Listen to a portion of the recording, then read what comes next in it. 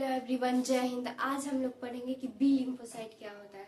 पिछले क्लासेस में हम लोगों ने पढ़ा है कि ब्लड क्या होते हैं, एल्ब्यूमिन, ग्लोब्यूलिन, फिब्रिनोजेंस क्या होते हैं, एसिनोफिल, बेसोफिल, न्यूट्रोफिल्स क्या होते हैं, आरबीसी, डब्ल्यूबीसी, प्लेटलेट्स क्या होते हैं।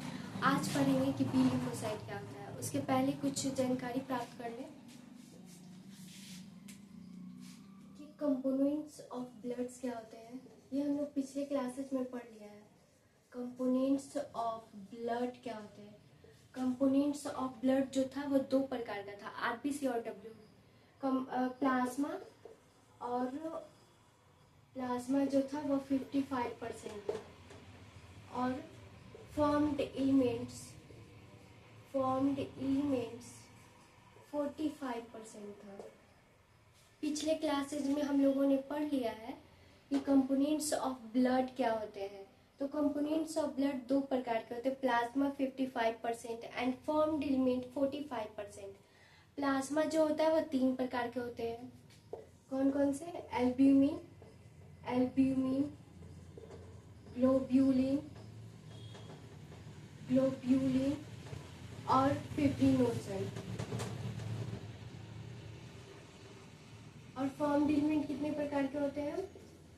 फॉर्म्ड एलिमेंट जो होते हैं वह तीन प्रकार के होते हैं, आरबीसी, डब्ल्यूबीसी और प्लेटलेट्स। और डब्ल्यूबीसी दो प्रकार के होते हैं, ग्रेनेटोसाइट और एग्रेनेटोसाइट। ग्रेनेटोसाइट क्या होता है? ग्रेनेटोसाइट जो होता है वह तीन प्रकार के होते हैं, एसिनोफिल्स, न्यूट्रोफिल्स और तीसरा बेसोफिल्स।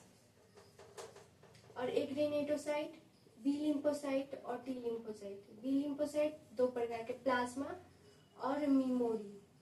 और टी हेल्पर, टी किलर और टी सप्रेशन। तो पिछले क्लासेज में हम लोगों ने पढ़ लिया है कि कंपोनेंट्स ऑफ ब्लड कितने प्रकार के होते हैं।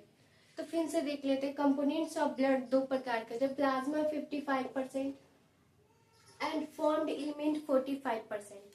प्लाज्मा जो होता है वह तीन प्रकार के होते हैं, एल्ब्यूमिन, ग्लोब्यूलिन और फिब्रिनोजन। और फॉर्म्ड एलिमेंट तीन प्रकार के होते हैं, आरबीसी, डब्ल्यूबीसी और प्लेटलेट्स। डब्ल्यूबीसी दो प्रकार के होते हैं, ग्रेनेटोसाइट और एक ग्रेनेटोसाइट।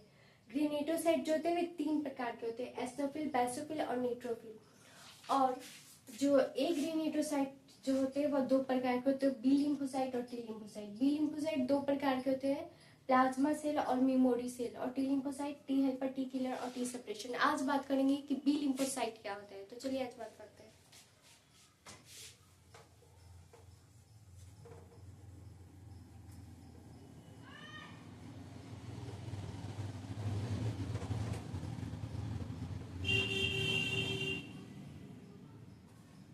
तो आज क्या बात करेंगे? B lymphocyte.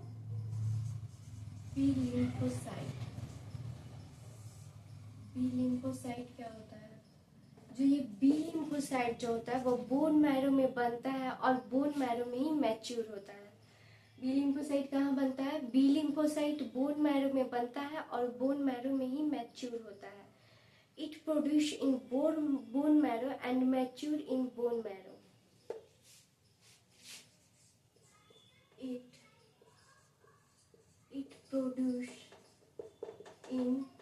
it produce in bone marrow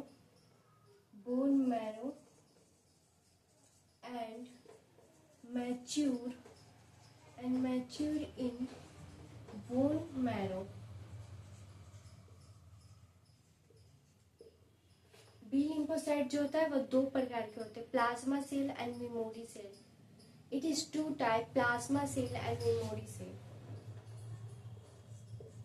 It is two types, plasma cell and memory cell. B lymphocyte कहाँ बनता है? बी लिम्फोसाइट बोन मैरो में बनता है और बोन मैरो में ही मैच्योर होता है। और ये कितने प्रकार के होते हैं? दो प्रकार के, ये plasma cell and memory cell. Plasma cell क्या होते हैं आप देखेंगे कि प्लाज्मा सेल क्या होता है। पहला, प्लाज्मा सेल क्या होते हैं? प्लाज्मा सेल क्या होते हैं? तो ये क्या होता है? It produce antibodies, it produce antibodies against pathogens, against pathogen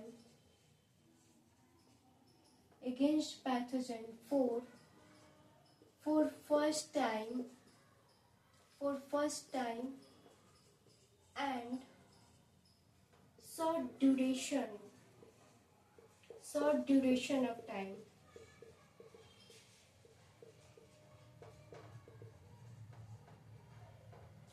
plasma cell क्या होते हैं? It produce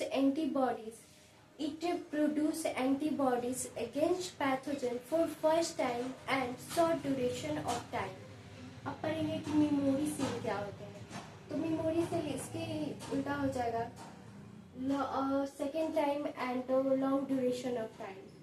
it produce antibodies against pathogen for second time and long duration of time. Memory cell का हो जाएगा. तो मेमोरी सेल क्या होता है? Memory cell it produce antibodies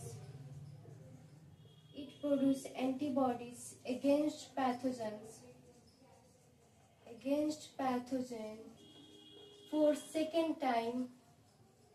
for second time and long duration of time. पिछले classes में हम लोग पढ़ा था कि ब्लड क्या होते हैं, ब्लड के प्रकार कितने होते हैं. आज क्या पढ़ा कि बी लिम्फोसाइट